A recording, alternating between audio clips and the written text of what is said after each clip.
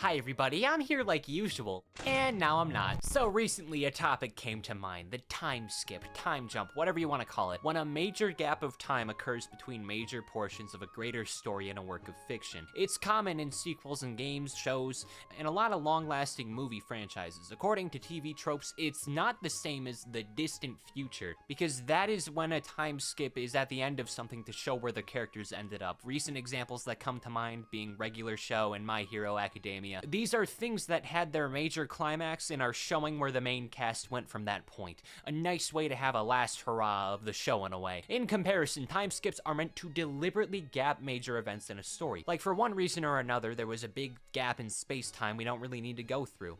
And then we just gotta deal with the gap in time. Probably the best example that comes to mind for a lot of people in the general public is Avengers Infinity War and Endgame. In 2018, when most people still cared about the MCU, Thanos succeeding in his mission and wiping out half of all life in the universe was a big deal. And then we had to wait a year to find out what was gonna happen. Then, at the start of Endgame, they kill Thanos within a few weeks at the very start of the movie, find out the stones are gone, and they aren't gonna be able to bring everybody back. And then, absolute silence. The shock, at the very least, I had was something I'm not gonna forget. Because of this being a cinematic universe, it ripples so much of the content that we still see it today in the greater Marvel movies and Disney Plus shows that nobody watches. It's such a thing where you look at the future characters and go, okay, I wonder how they reacted. Did they live? What happened in their personal lives? Part of the reason this time skip is so cool is the fact that only half the universe advances 5 years. The other half saw no change. It was a blink and you miss it situation. You see Ant-Man reunite with his daughter. Now Doctor Strange has to watch the love of his life get married to another man because he died and she didn't. You would imagine what it would be like to be the half that survived, the half that literally skipped half a decade in the blink of the eye. It's very effective. I know there's a lot of problems on account of this being a major decision in this giant franchise of 50 plus movies and entries, but the Thanos snap, the in-universe blip, was a cool adaptation to an iconic comic moment. Now, of course, that's just a deliberate skip in the media, but there is a ton of media time skips as ways to justify sequels. Toy Story had a notable skip between 2 and 3. It fits with the toys not being played with for years, and that isn't to say there wasn't anything that went on. We still see at a moment at the beginning of 4 that chronologically it only makes sense between 2 and 3, that being when Bo Peep goes missing. She kind of goes on her own adventures, but that's shown to be in between. But still, I see it as a movement from the mundane, a way to tell new stories even though there could be plenty to work with. Some other movie series that come to mind are How to Train Your Dragon, as we watch Hiccup grow as a leader and protagonist, the 28 Days Later franchise, because it shows how the apocalypse advances between each respective era, though in my opinion they also should have done 28 months later, but whatever. Bill and Ted, because I thought the marketing of this was kind of annoying. Star Wars has them. Not prequels, though. That's a prequel, not a time skip. Get that in your mind, fellas. This is crucial knowledge. A weird personal favorite of mine, not even intentional for a time skip, has to be the gap between the first and second entries in the Hunger Games 2 Catching Fire. In it, Katniss Everdeen survives the 74th Hunger Games. The story and Quarter Quell forces her to come back for her 75th. We don't have to see between because we already know it sucks. It's mundane, if we're being generous. It's hopeless. And then the reveal is like, oh yeah, the tributes are all gonna be veterans. Lol. Like, that's perfect. That does all we gotta see. And you don't have to see the remaining chunk of the content on account of the knowledge we already hold. Also, the games themselves are the best parts of these things. I'm a sucker for Battle Royale movies, what can I say? In terms of skips, I'm also gonna put Breath of the Wild here, even though I would argue it technically isn't one. But we also see enough of the past to where I would say it counts. Plus, the move between games totally counts. It makes me wonder where they're gonna go from here. Regardless, Zelda has at least one time skip in Ocarina of Time, so there's that. I kinda like when the opposite happens, when a sequel happens back to back, like immediately. Ocarina of Time and Majora's Mask are implied to be immediately between each other. Back to the Future supposedly takes place across a couple of weeks in Marty's POV. But for some characters in the entire trilogy, it was only a couple hours. For Doc, it was years. that doesn't take away from the events of the movies themselves. It's just that Marty had the worst 24 hours / 2 weeks of his life. Time travel is stupid. But when you go back to back, it is such a smooth transition. You don't need to add exposition to what the characters are doing and what's going on. You can just jump straight in. People already know what's coming in from the previous movie. We don't need 20 minutes of introduction. TV shows seem to be the most common types of work that have any sort of time skip, mainly because the people behind it will get older between it and between segments, so it just makes sense to do it. I was watching League of Legends Arcane for the first time because I finally got over that mental barrier of hating the fact it was connected to League of Legends, which I still do, and in it there is a several-year time skip in Season 1.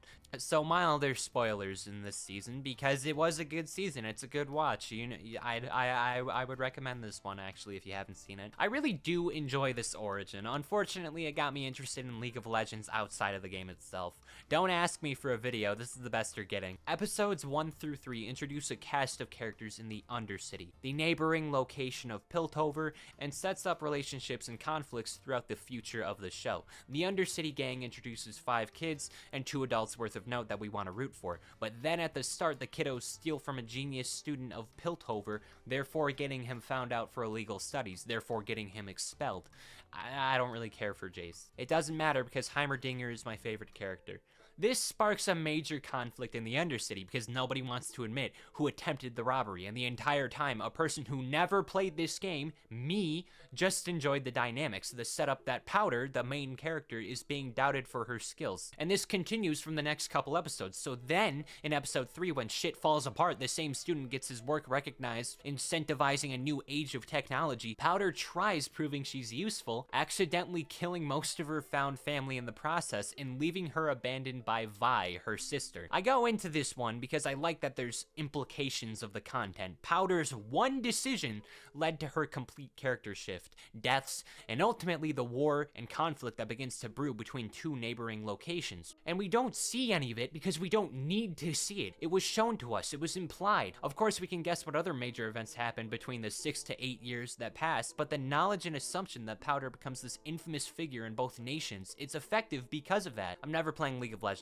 though. Additional examples, Parks and Rec having later season skips, and Walking Dead when it had a 6-year gap between seasons at the point when nobody cared about it anymore. Did you know about this? Did you know Walking Dead had a time skip? I sure didn't. I knew the games did because the games are shorter and more accessible, but zombies. Now here's a spin on this. When a time skip's not in one show, it's split up into its own thing. The sequel series, the same as the regular sequel in a movie, but for shows.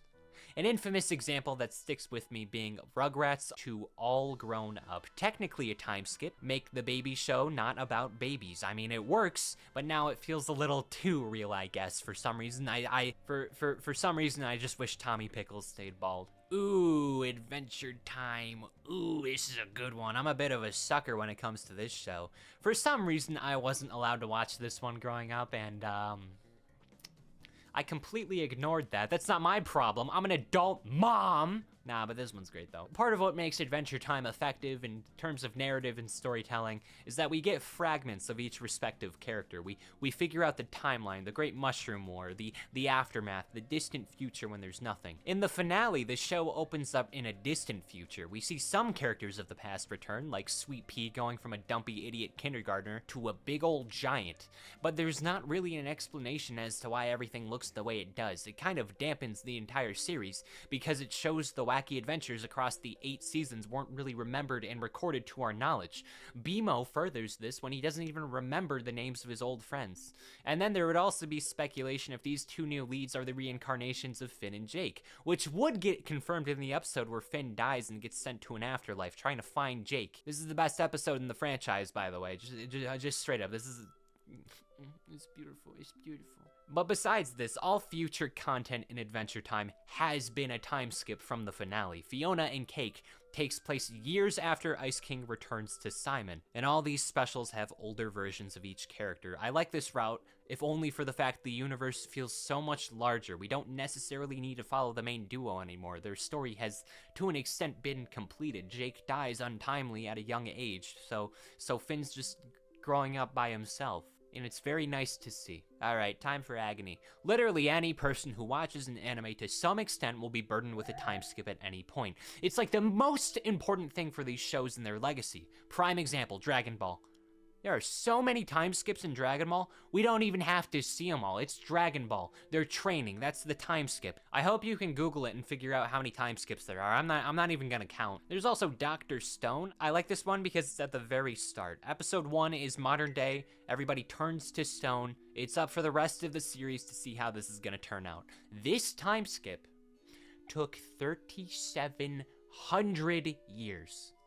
A couple of the main characters are awake for all of that, which is insane to think about. Like Senku, the main guy, he counts the seconds during all the time. Insane mindset, very funny. Then the rest of this show is them recovering from this moment. It's pretty good. Two ones I think a lot about are JoJo's Bizarre Adventure and One Piece. Two massive anime and manga with very well executed time skips. JoJo's is meant to be split into parts. Each part follows one of these rotten JoJo's as they do whatever the hell goes on in JoJo-topia. The thing is, each part takes place years from one another. Now, the gap differs from part to part, some being a few years, others a few decades, but each tries to explain what happens to each character just in case they return to later ones for any reason. A lot of games do the same thing. I think of Mega Man, Castlevania, FNAF, literally any RPG series you can think of has them. The difference is, JoJo has Polarnup.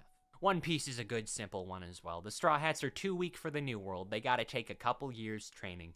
In the anime, there's a movie here, but otherwise, we don't have to see it. It gives us a chance to see each character get permanent upgrades in a digestible way. And then when you see the rest of the world moves forward from the time skip, it's nice to see how the characters spent that time. Some rising to power, like Buggy the Clown, others falling from grace, like Kuzan. I mean, it's followed by the worst arc in the series, in my opinion. Fishman Island being teased for over 150 episodes, held on standby because of Thriller Bark and Marineford, and then it just happens and it sucks, and then it's followed by Punk Hazard.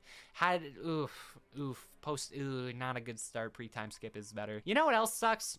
Naruto to Boruto. This one makes me worried if My Hero ever gets a sequel, a series. I don't even watch Naruto, but like seeing how each character is shown, this doesn't make me want to watch the ninjas. All I see is Naruto balding and his struggling marriage with a son who's stupid makes stupid. Whenever I think of Naruto, I think of Principal Perry from Lab Rats. Last one, Attack on Titan. Spoilers. Big spoilers right here. Subscribe and click off the video if you don't want it. This is a big one. Attack on Titan has a time skip between season 3 and Attack on Titan, the final season, season 1. Throughout the first chunk, we don't know where the Titans come from, or where the Titan powers are from, or what's in Aaron's basement. What's in the basement? And at the start, there's stakes. Nobody knows what's going on, how to survive the Titans. All the while, the number of soldiers dwindle. So in the final stand of season 3, there is an attempt to reach the basement. Literally 95% of the 200 volunteers die, all for the reveals that the entire world wants Aaron's known world dead. The time skip happens. Bam, Aaron's infiltrated the rest of the world and spends all of his remaining time destroying the world population. I won't get into it, but Attack on Titan definitely fell post-time skip because the mystery was gone. That was a big aspect of the show. But you know what? In the final episode, when those credits roll, the one where they revealed the centuries and centuries that pass, just pure destruction. And it really bothers me in a pessimistic way. Maybe I'm not getting the ending, it just really hurts to watch the progress of the past 4, but technically 7 seasons of stuff quite literally get blown up in our face. But it's got some merit in its own weird way. You know, I just wish it was executed better. I know what it's meant to represent, but you can still be upset by something even if it's meant to be the correct ending. So in total, pretty tight concept.